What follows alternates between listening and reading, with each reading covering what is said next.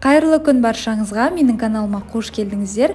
Бүгін сіздермен осындай үй жағдайында кереметте болып шығатын картошка фри және донер дайындайтын боламыз. Жасалу жолы өте оңай, құрамы қолжетімді заттардан тұрады, сондықтан видеоны соңына дейін көріңіздер. Ең алдымен картоптарымыздың қабығын ашып тазалап аламыз және видеода көріп тұрғандарыңыздай картоптарымызды қатты қалың немесе қатты жұқадай етпей, осылай ұзыншалап турап шығамыз.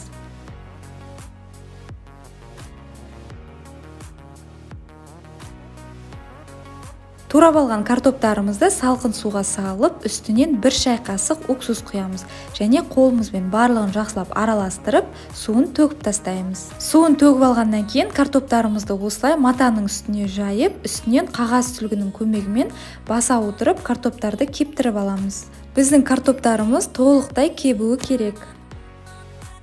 Кепкен картоптарымызды осылай бір ыдысқа салып, үстінен 1 ас қасық жүгері крахмалын қосамыз. Барлығын жақсылап араластырамыз.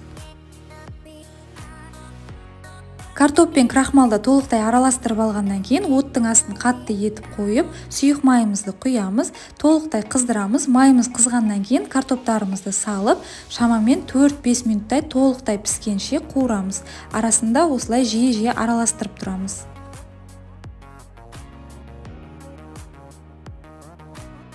Біздің картошка фриіміз осылай керемет болып қуырылып шықты. Енді барлығын сүзіп алып, бойындағы артық майларын алу үшін қағаз майлыққа орналастырамыз. Дәміне қарай тұз қосып, жақсылап араластырамыз. Қалған картоптарымызды да дәл осындай ретпен қуырып аламыз. Осымен біздің картошка фриіміз дайын болды. Өте керемет, сырты қытырлақ және іші жұмсақ болып шығады. Ал енді қазір осы фриімізді қосып донер дайындайтын боламыз. Қажетті заттардың барлығын алдын ала турап дайындап қоямыз. Тауық етін осылай пісіріп немесе қуырып алсаңыздар да болады.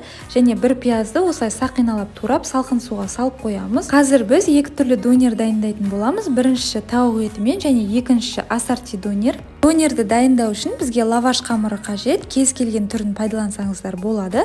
Ең алдымен соус ретінде кетчуп пен майонезді осылай жағып аламыз. Майонездің орнына қаймақта пайдалансаңыздар болады. Барлығын жақсылап тегістеп жағамыз. Каналымнан шығатын жаңа рецептерді жіберіп алмас үшін каналға тіркеліп, қоңыраушаны басып қойыңыздар. Бірінші жаңағы қуырып дайындап алған фриімізді саламыз. Фридің үстінен ұзыншалап турап алған қызанағымызды және қиярымызды саламыз. Үстінен алдын ала пісіріп, турап дайындап қойған тауық етімізден саламыз. Үстінен сақиналап турап алған пиязымызды саламыз және майонезімізден кішкене сеуіп, донерді видеода көріп тұрғандарыңыздай жақсылап тығыздап орап шығамыз. Донерді қызып тұрған духовкаға салып, екі жағын қыздырып аламыз. Келесі ассорти донерді дайындау үшін сиырдың тартылған етін осылай қызып тұрған табаға қуырып аламыз. Дәміне қарай тұз және паприка салып, шамамен 5-10 минуттай қуырамыз. Осылай жақсылап қызартып қуырып аламыз және донерімізді жинауды бастаймыз. Тура жаңағы рет бойынша кетчуп майонезімізді салып, барлық жағына тегістеп жағып шығамыз. Ең бірінші картошка фриімізден саламыз. Одан кейін қызанақ пен қиярымызды саламыз.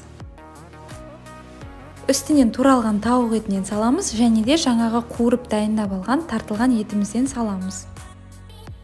Соңында пиязымызды қосамыз және үстінен кішкене майонезімізді қосып, донерімізді шаршып алмай жақсылап тығыздап орап шығамыз.